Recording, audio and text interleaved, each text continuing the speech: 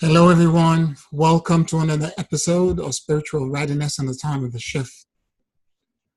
The light of the galactic equator and the frequency therein is truth, authenticity, and transparency. Now, within this context, I want to disclose to you something that happened to me a long time ago. And this is in the context of the Hollywood and media metoo movement that's revealing sexual abuse allegations that occurred to many women in that environment. I want you to understand something. Although abuse should not happen to anyone, for a man to admit that they've been abused takes tremendous amount of courage. It happened to me too. I was a boy in a camping trip with this, and a scoutmaster fondled me. It happened while I was in a tent. There were 6 of us in this tent, and I was the one by the door. And he asked if he could come to sleep next to me. I didn't think anything of it. And he began to press himself against me, and the next thing you know, he's fondling me. I remembered feeling that this was not appropriate and feeling yucky and disgusted by this. I also remembered wanting to get away from him as quickly as possible. I got away. I went somewhere else to sleep somewhere else. And in the morning, I remember telling my brother what had actually happened. My brother being younger than me, we didn't have a voice. And this is years ago. I was 11 years old. And beyond that point, I have no recollection ever of this happening. And the only reason, and this is to show you how deep it can be for a man to have that experience. The way I remember this was that I had a client who came to me with relationship issue that asked me for help. And I basically was guiding him through meditation, and I asked his higher self to take him to the root cause of the problem. And spontaneously, he went into a regression and began to recall him being molested by his grandfather. And as he was saying and expressing the feelings that he felt, his eyes are closed, he's going through this, I'm standing next to him, I am falling apart and I'm crying. I feel exactly what he's feeling. And I had to, there's a split brain kind of thing, I had to ask myself, what's going on to me? God help me. And at that very moment, like a snap, I remembered the abuse. It was 25-year gap where I repressed it and it would disappear out of my consciousness. I didn't want to mention this before. That awareness has been with me now for a long time. I didn't want to mention this before because I didn't want to be part of a Me Too trend just to be part of a trend. I wanted it to have an impact in changing somebody else's life so that this would not happen to them. And this is the reason why I'm making this video today. In the context of truth, authenticity, and transparency and disclosure, I'm going to expose something that's prevalent in the light community.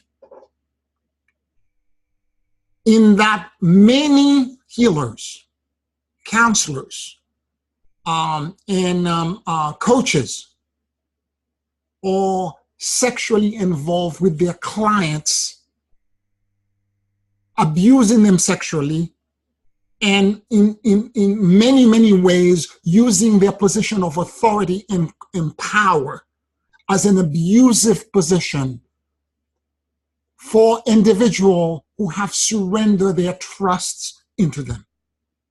Under no circumstances, you're put on warning, under no circumstances are you to ever sleep with your client or your students. You will incur karma beyond karma for this. Let me just put it in plainly. The ascended masters are not thinking about you sexually. The relationship is akin to you being with a father or a mother. When you are completely vulnerable and you surrender yourself to your teacher or to your mentor, that person should see or at least be there to support you for your highest good. For all of you who are doing this out there, mark my word, with this light of truth, authenticity, and transparency, you're going to be not only exposed, but you're going to incur deep karma for this. I know what it feels like to be abused because I was victimized.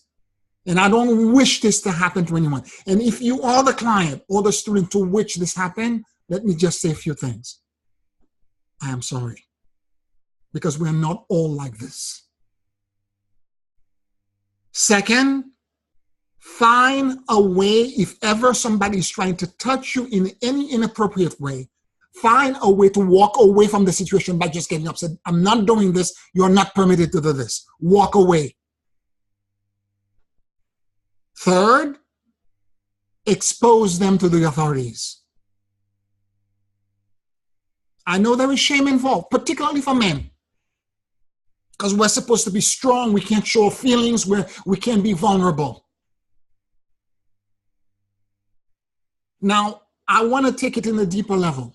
Aside from the legal issues and everything else, I want to take this into a much deeper level.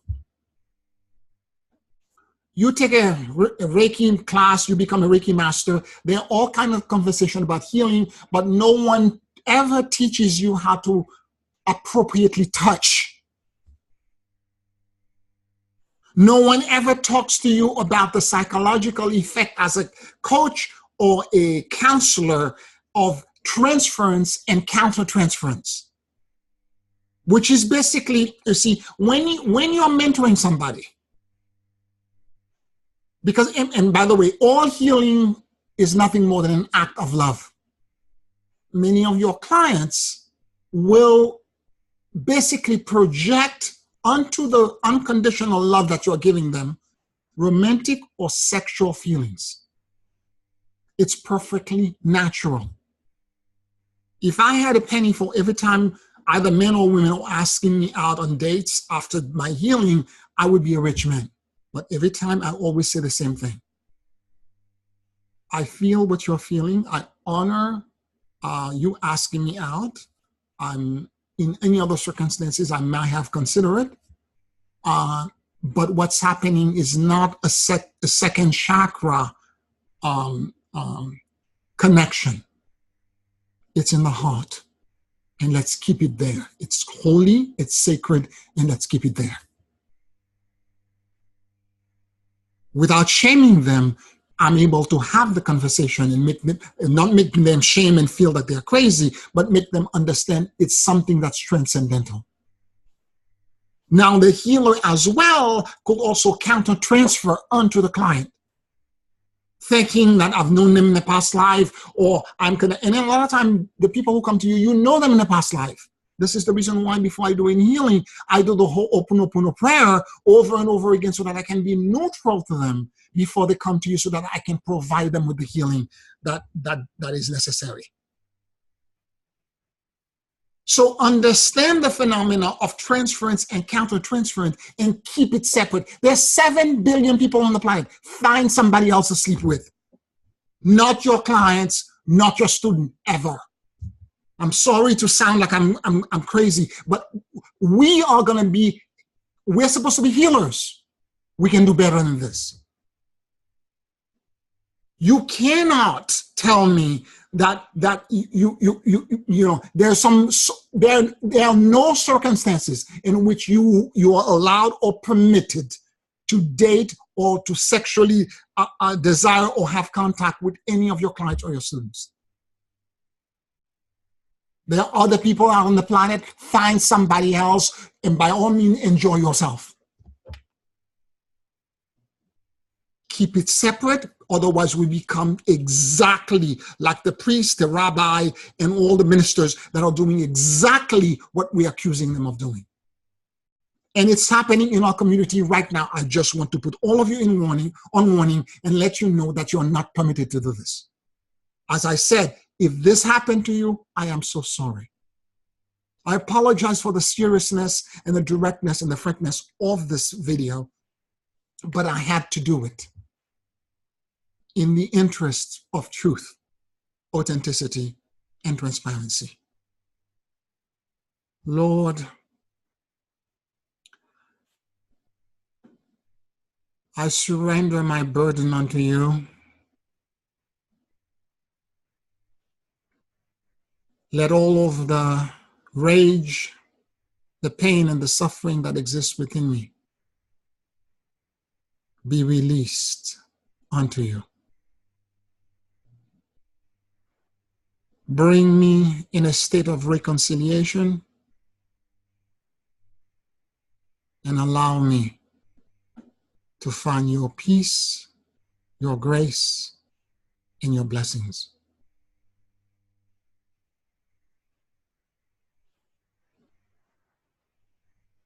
Amen. I thank you again for listening to me. Sometimes tough love is important. Like this video and subscribe to the channel. I'm sending you deep love and support. Thank you for listening. Bye.